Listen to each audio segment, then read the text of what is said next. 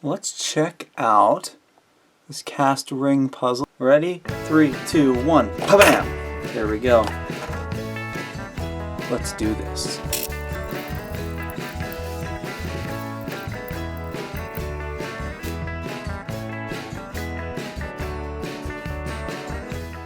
The cast ring puzzle, I got it originally. I did get this from Puzzlemaster for an honest review, and when I first saw a picture of this, I actually thought of a friend of mine from high school who had a ring like this that she used to wear.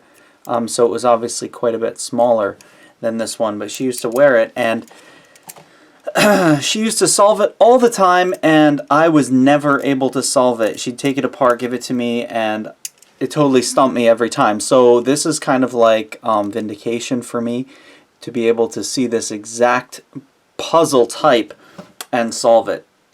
So I'm going to show all of you how to solve it so you're not in that same situation I was in.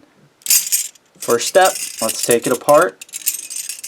Let's get ready. The first thing I want to do is make sure that these are mixed up pretty significantly in case for whatever stage you come to this video. I'm hoping that we'll be able to get this puzzle back together again for you.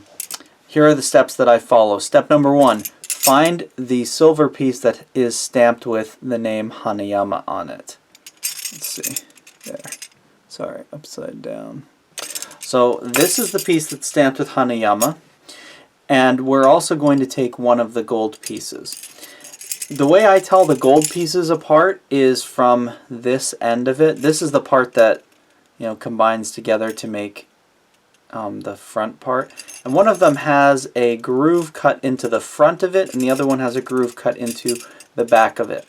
So we want the piece that's smooth all the way across the front.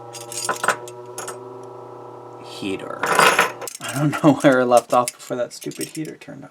You're looking for the piece that's smooth all the way across the front, not with a divot in it, and the piece that's marked Hanayama. Now these two pieces go together.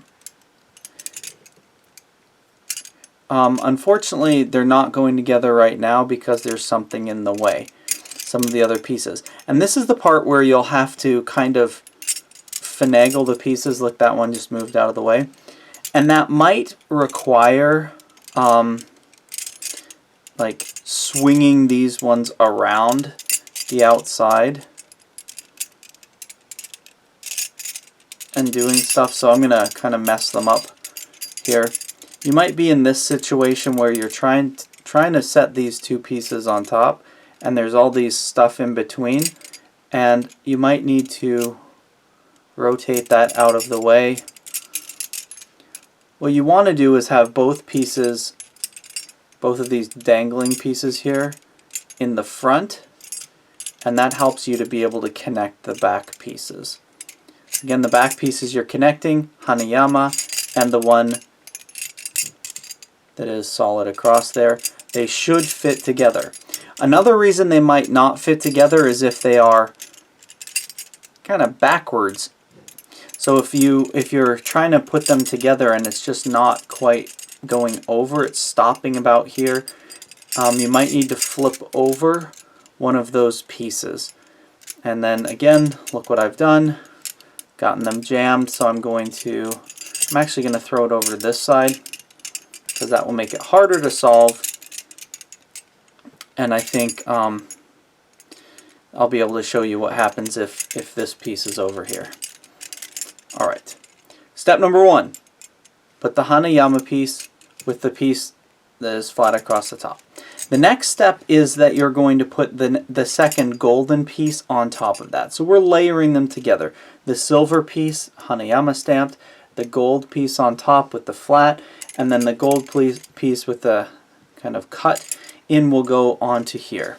For us to be able to do that, it has to be on this side. So that's why I specifically moved it over here, because if it's already over on this side, basically it's already in the center there, well, then you're already where you need to be, and it's fine. But if it's over here on this side, we need to move it around. And the way we do that is you kind of temporarily separate these two, slide it around, and when you get to this side, you will have to maneuver it. Basically, you want to maneuver it to this position where it's there, and then these two will go back together again, and that piece is sitting in the middle where it needs to be. With this piece over here on the left side, and to do this piece, this next section, I kind of have to turn it towards you for you to see really what I'm doing. But you have to basically align this